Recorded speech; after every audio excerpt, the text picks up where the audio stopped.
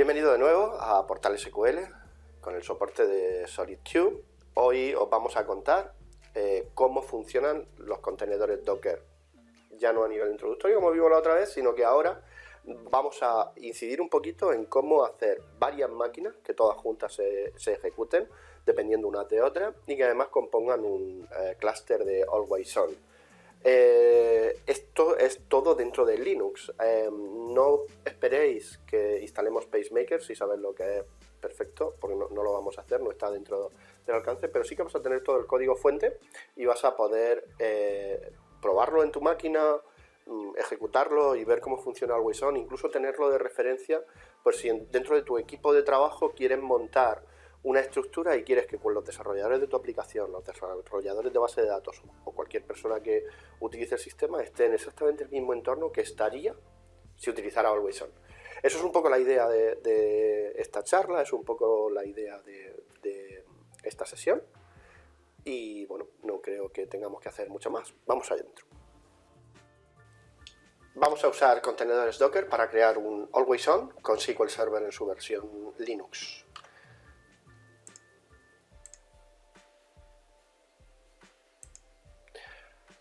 ¿Cuál es el contenido de la sesión de hoy? Fundamentalmente vamos a hacer eso que decíamos en la entradilla, simular instalaciones Always On con Docker en Linux sin necesidad de tener máquinas, redes, etcétera, etcétera. Y vamos a ver los detalles técnicos que hacen falta para poder hacer eso con Docker. Vamos a ver los ficheros Docker Compose y cómo esos ficheros se pueden compilar, qué opciones tenemos para compilarlo. Veremos un poquito también ya el resultado final, que realmente hay un clúster de Always On y veremos las máquinas que hay, cómo se ponen los puertos, etcétera, etcétera. Y al final del todo extraeremos unas pequeñas conclusiones sobre lo que hemos visto. ¿A quién va dirigida? ¿Eres tú quien tienes que ver esta sesión? Bueno, pues muchas veces estamos viendo un rato una sesión y al final nos damos cuenta que no somos el público objetivo. Este es el público objetivo, fundamentalmente técnicos de SQL Server, analistas de datos, cualquier persona que tenga que utilizar SQL Server a nivel técnico va a aprovechar esta charla. Digamos que vas a aprovecharla algo menos, pero también te puede resultar útil si eres analista o jefe de equipo, porque vas a ver un poquito un overview de todas las tecnologías, cómo se pueden utilizar y vas a saber qué se puede hacer y qué no. Y si eres CTO, pues un poco estás en la misma línea, ¿no? Lo vas a aprovechar en el sentido de que vas a saber desde el punto de vista técnico qué se puede hacer con todo esto. Y vamos a empezar por el final.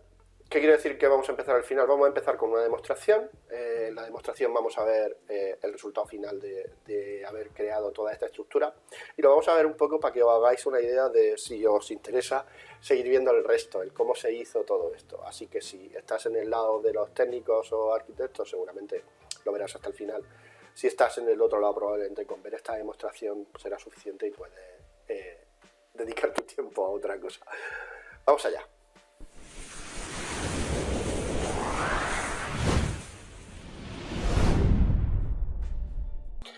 Vamos allá, vamos a ejecutar el Docker, vamos a levantar esas máquinas virtuales. Para eso simplemente tenemos que estar en el directorio donde está el ficherito Docker Compose YML y ejecutar Docker Compose App. Vale, esto va a hacer realmente el build y el app. Lo que pasa es que ahora mismo hay truquito y es que yo estoy empezando la demo por el final, todas esas cosas ya las hice, lo vamos a ver después, no os preocupéis. Básicamente lo que está haciendo ahora mismo es levantando la base de datos y cuando pueda va a ejecutar el fichero entry, un ficherito SH, un bash, en el que va a hacer todas las operaciones para crear el clúster de Database Mirroring, configurarlo, restaurar la base de datos AdventureWorks y ponerlo todo en funcionamiento. Probablemente ya ha terminado, entonces lo que voy a hacer es abrir Management Studio, me voy a conectar al Database Engine. Esta es la primera de las máquinas que yo he creado. Esta es la segunda de las máquinas que he creado. Están en el puerto 9001, 9002 y 9003. Es algo que si os bajáis el código y decidís probarlo, podéis cambiar perfectamente, sin más. Ok. Y cuando entramos dentro de Always On High Availability, veréis que hay creado ya un grupo de alta disponibilidad y hay una réplica que es en donde están los tres nodos que se llaman así, Portal SQL Nodo 1, Portal SQL Node 2, Portal SQL Node 3, y que a su vez acogen a la base de datos AdventureWorks, que la he restaurado y está sincronizada entre los tres entornos. Este entorno está en modo lectura y escritura y en estos de aquí no, son simplemente las copias que hay. Con esto es solamente un comando y ya tengo configurado mi nodo de alta disponibilidad. Es decir, podría hacer failover, en este caso manual, entre este nodo y el siguiente, etcétera, etcétera. Vamos a ver también que esto está instalado sobre SQL Server en Linux. Para eso vamos a ejecutar select @ version. Ok. Y efectivamente 2017, cumulative update 11, bla bla bla, y versión developer en, venga cariño, en Linux Ubuntu 16.04. Esto es lo que vamos a conseguir. Lo que vamos a ver ahora son los detalles que necesitamos saber, los conocimientos teóricos y los conocimientos prácticos que necesitamos saber para hacer este Docker Compose. Pues vamos a la diapositiva.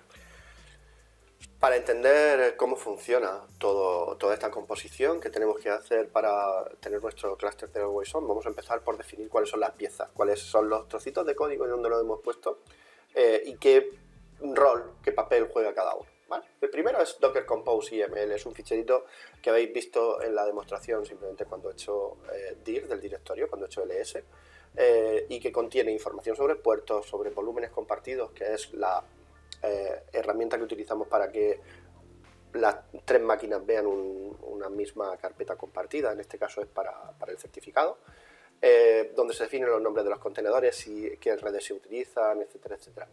Y además, luego os voy a poner un poquito más de información si queréis abundar sobre Docker Compose, porque hay mucho más allá de Docker Compose que podéis hacer, como por ejemplo podéis crear entornos de sobreescritura, es decir, hacer override de estos ficheros, de forma que cuando tú con el mismo comando generes para un entorno de desarrollo, producción o preproducción, pues cambie ciertas funcionalidades, ¿vale? Un Docker Compose puede hacer referencia o no a un Dockerfile. Y este Dockerfile ya no es un fichero de configuración y definición de Docker, sino que es un fichero de instrucciones. Prácticamente de instrucciones, porque sí que tiene algún comandito. Entonces, se referencian desde Docker, contiene instrucciones fundamentalmente en Linux, en nuestro caso Linux, porque los contenedores que estamos utilizando son Linux. Supongo que contendrá instrucciones Windows, si el contenedor que utilizas es el contenedor Windows, es decir, pues eso. Es importante que sepáis que estos ficheros se van a ejecutar en tiempo de compilación, es decir, cuando hagáis Docker build, que todavía no se están ejecutando en las máquinas, es cuando se van a ejecutar estos ficheros. Entonces no podéis dar por supuesto, por ejemplo, que está el servicio de SQL Server levantado y que vais a hacer no sé qué cosa, porque eso va a suceder después. Se pueden definir puntos de entrada. Los entry points o puntos de entrada lo que permiten es que tú especifiques un comando que se va a ejecutar en cuanto se levante la máquina. Y ese comando sí que va a estar en tiempo de ejecución. Va a ser lo primero que se ejecute dentro del tiempo de ejecución. Así que también hay que llevar un pelín de cuidado con cómo funciona esto. Dentro de lo que os decía, una vez que han hecho los Dockerfile, y hemos creado los entry points, esos entry points pueden llamar a script, ¿vale? Esos scripts son comandos SH, comandos de proceso por lote, que se van a ejecutar cuando se levante la máquina, y tú sí que puedes dentro de ahí tener cierto control. Nosotros, por ejemplo, vas a ver que lo que hacemos es esperar a que se levanten los 3 SQL servers, ¿vale? Lo que sí que tienes que tener claro es que estos scripts se van a ejecutar todas las veces que levanten las máquinas. Es decir, si tú dentro de estos scripts acabas llamando a un comando SQL que restaura una base de datos, esa base de datos se va a restaurar todas las veces. A lo mejor no es lo que quiere, a lo mejor quiere restaurar una vez y si existe no volver a hacerlo. Entonces ahí tienes que tener la precaución de controlar que no exista esa base de datos dentro de tu propio código para no sobreescribirte todas las veces. Bueno. Y aquí tenéis un poquito más de información por el que quiera profundizar un poco más. En este Extends te permite hacer cosas como crear Docker Compose, digamos, que te permitan crear distintos entornos, etcétera, etcétera, como hablábamos al principio.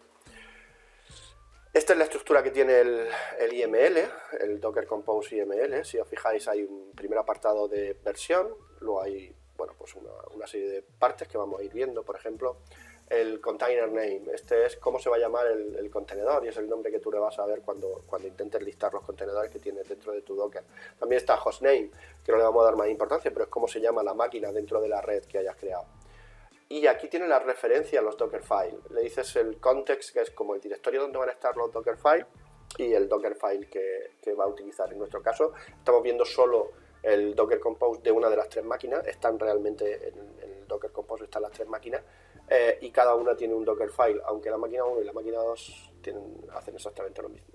También ves que ahí se habilita el mapeo de puertos, el puerto interno 1433 lo estamos mapeando al 9001, que es lo que has visto en la demostración, y aquí estás viendo cómo tenemos un password y una CPULA, que son variables que necesitamos para poder ejecutar nuestras máquinas virtuales. Ese password lo podríamos parametrizar. Vale. La otra cosa que estáis viendo son los volúmenes compartidos. Esos volúmenes compartidos lo que van a permitir es que nosotros guardemos el certificado en la primera de las máquinas y se restaure en todas las demás. Y también estáis viendo cómo está configurado la parte de alias de la red. ¿Vale? Muy bien. ¿Qué más piezas tenemos? El Dockerfile de las máquinas 1 y 2. Lo primero que vemos es que estamos trayéndonos la versión de SQL Server actual. Eso, cuando no le ponemos ningún tag, básicamente se va a traer la última versión que esté online, que esté disponible. En nuestro caso es la versión de SQL Server 2017, hoy que es 19 de julio de 2019, pero ahí puedes especificar si quisiese, y probablemente lo hagamos como una demo en el bonus track, podríamos especificar que se instalase 2019. ¿Vale? Lo siguiente que veis entre los dos apartados que tenéis recuadrados, básicamente son instrucciones básicas del propio SQL Server. Bueno, estamos poniendo el local gen, bueno, estableciendo path. Después lo que sí que vamos a hacer, y esto sí que lo necesitamos nosotros, es crear una serie de directorios. En concreto se crea el directorio de backups y el directorio de certificados, y establecemos cuál es el directorio de trabajo. Y esta parte de aquí que es súper importante, ¿vale? Porque es un apartado de configuración que necesita SQL Server en Linux para permitir habilitar alta disponibilidad, ¿vale? Esto es dentro de, recordad, esto es dentro de los Dockerfile. También en la máquina 3 tenemos instrucciones en las que nos estamos descargando ficheritos. En este caso, por ejemplo, nos estamos descargando del SQL el principal server.sql. Nos descargamos un montón de ficheros, todos los que necesitamos. Todo esto está saliendo de GitHub, en donde va a estar la última versión, por si le hacemos modificaciones, que siga funcionando. Y ahí estáis viendo cómo me estoy descargando dos ficheros .sh, el entry point sh y el create always on sh. Esos dos ficheros son los que realmente van a orquestar la utilidad, la creación del clúster de always on, ¿vale? Y abajo veis que está definido el entry point. El entry point es decirle al sistema cuál es el fichero sh que va a ejecutar nada más arrancar, ¿vale? Vamos a seguir un poquito con esto. ¿Qué tiene ese entry point? Pues ese entry point, lo primero que estáis viendo en la parte de arriba, lo que tiene es que ejecuta el servicio de SQL Server y que además ejecuta el ficherito createalwayson.sh, que está en un directorio que nosotros compartimos. Y ese val es básicamente para hacer un return al objeto llamador, al Docker Compose. Createalwayson.sh, esto es un resumen, tiene algunas instrucciones más, pero si nos fijamos, como por aquí, lo que está haciendo es hacer una select 1 y olvidarla. Básicamente es, si hay un error, status se va a poner en error, y de lo que se trata es de esperar a que SQL Server arranque. En realidad lo que tenemos en el ficherito completo es esperar para que se arranque la instancia de B3 interna al portal SQL, bla bla bla, pero también para que se arranque la 1 y la 2, ¿vale? Y después, pues dependiendo de si existe este fichero, no hacemos nada, y si no, entonces ejecutamos los scripts. ¿Por qué lo hacemos con este fichero? Lo podríamos hacer de muchas formas, pero básicamente lo que estamos comprobando es lo que os decía antes, es que no se ejecute dos veces el mismo código, que no cree otra vez un certificado o sustituya el que ya hay, que no vuelva a crear el grupo de alta disponibilidad, porque eso solo nos podría dar problemas, ¿vale? En resumen, con todos esos ficheros lo que va a pasar es que vamos a tener toda la configuración necesaria para crear esas máquinas. Después de eso viene el Docker Compose. Docker Compose, cuando lo invocamos, tenemos la opción Build. En la opción Build lo que va a hacer es compilar todo. Tenemos la opción --no catch. Ese no catch lo que va a hacer es olvidarse de lo que hayas hecho, olvidarse de si ya te has bajado esta máquina. Bueno, si te has bajado la imagen, no, la imagen permanece impasible, pero si, por ejemplo, has creado comandos o, no sé, te has descargado el backup o lo que sea, excepto que utilices non-catch, ese backup no se va a volver a bajar porque se va a dar cuenta que ya lo tienes y no pierde el tiempo en hacerlo. Pero eso tiene ventajas e inconvenientes. Si quieres actualizar tu backup, te tienes que asegurar que eso lo haces. Lo podrías hacer de todas formas como parte de los comandos del entry point, es otra alternativa, o ejecutando aquí con non-catch, que se va a llevar un ratito, ¿vale? Después de hacer el build, se hace un app. Ese app lo que hace es crear las imágenes, levantar la máquina y ejecutar el entry point. Y en nuestro caso no recomiendo que lo utilicéis. Hay una opción que es utilizar recolocación "-d", que te devuelve el control del cursor. En nuestro caso no conviene que lo hagáis así, por distintas circunstancias que no vienen al caso. Si queréis en otra ventana, sí que podéis apagar las máquinas ejecutando el comando docker compose down. Y eso no solo va a parar las máquinas, sino más las va a borrar. Quiero decir con esto que también tengáis cuidado con si es persistente o no es persistente, porque por ahí pueden ir los tiros. Vamos a ver una demostración de Docker Compose.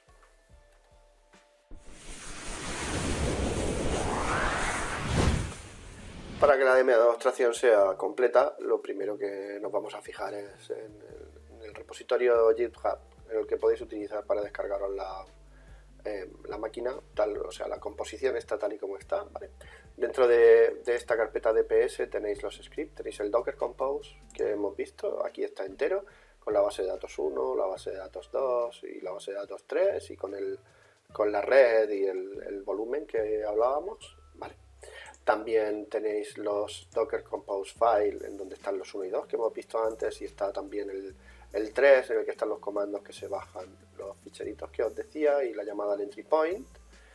Todo esto ya lo sabéis. Y también están aquí los scripts, por si tenéis curiosidad de saber cómo se crea el grupo de alta disponibilidad, cómo se restaura la base de datos, cómo se crea, no sé, cómo se une uno al grupo de alta disponibilidad, que se ejecuta en el servidor principal y en los otros, ¿no? Pues aquí tenéis los comandos SQL, en el que estáis viendo que si no existe el certificado, pues se crea la master key, se crea el certificado, se hace un backup, se crea un entry point, en fin, pues todas las acciones necesarias para hacer la parte de GitHub, ¿vale? Una vez hecho eso, voy a limpiar aquí, que esto es, he parado las máquinas tal y como las hemos ejecutado antes. Pues ahora podría hacer docker compose build, y esto ahora mismo se está aprovechando la caché y va a terminar enseguidita, ¿vale? Veis que se está bajando, eso sí, el fichero de backup. No sé por qué exactamente este sí se lo baja y otros ficheros no se los baja, pero bueno, al final lo que importa es que está haciendo lo que tiene que hacer. Y una vez que ha hecho toda esta parte, lo que podemos ver es que simplemente ejecutando docker compose app, como hemos hecho antes, pues se podría empezar a ejecutar todo, levantaría, estaría always on, etcétera, etcétera. Es una demo muy sencillita porque básicamente los comandos los hemos visto en las slides. La demostración completa, en donde veíais que realmente se genera el grupo de alta disponibilidad, etcétera, ya está, con lo cual creo que podemos dar paso a las conclusiones. Bueno, en definitiva, gran tecnología. Docker combinado con Always On y SQL Server abre un montón de posibilidades. Seguro que ya tienes en mente algunos escenarios de uso, seguro que te están pasando por la cabeza qué podría hacer yo, cómo, etcétera, etcétera. Déjame comentarios en el vídeo de YouTube si lo estimas oportuno, o en portalsql.es, donde prefieras. Y recuerda, hemos visto cómo se simulan instalaciones Always On con Docker, fundamentalmente. Hemos estado viendo los detalles específicos hasta el código fuente de cómo hay que hacer esos ficheritos, cuál es la estructura que siguen. Después hemos visto el comando build y he hablado del build con non-caché y como conclusión, pues os dejo deberes. Probad esta tecnología, darle una oportunidad, descargaos el repositorio de GitHub que tenéis en esta demostración y que os voy a poner también en YouTube y contadme cómo os ha ido. ¿Vale? Pues nada, muchísimas gracias. Hasta la próxima.